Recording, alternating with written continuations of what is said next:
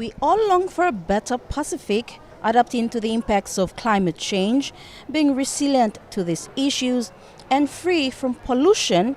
We also need to take into consideration waste management.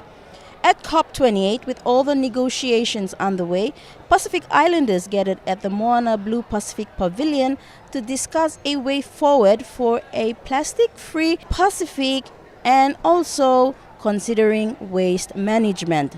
Dr. Melchior Mataki, the Permanent Secretary for the Ministry of Environment, Climate Change, Disaster Management and Meteorology for the Solomon Islands, said the discussions around this topic brought forward a few solutions.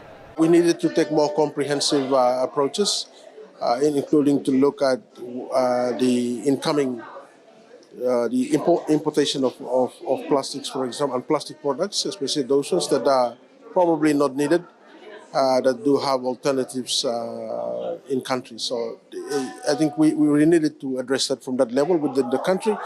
But plastics, as we all know, and plastic pollution for that matter, is connected to the global system. So this is also where we needed to have these global processes in place to also manage and reduce and also avoid or prevent the production of plastics that are definitely not needed.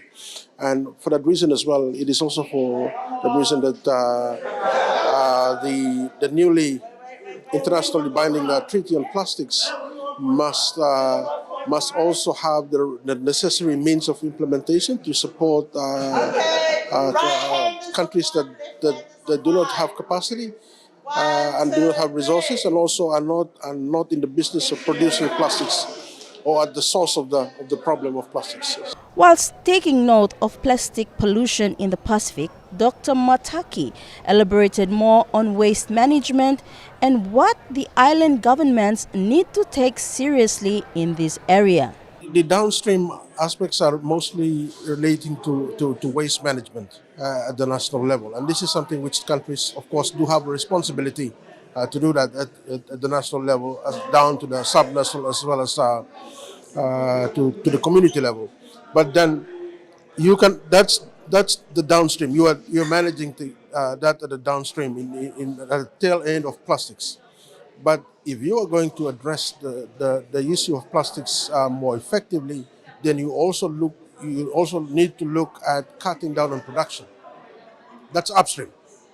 That is upstream. You needed to look at upstream in terms of production of plastics, and to see that plastics that are not needed to be produced need not be produced.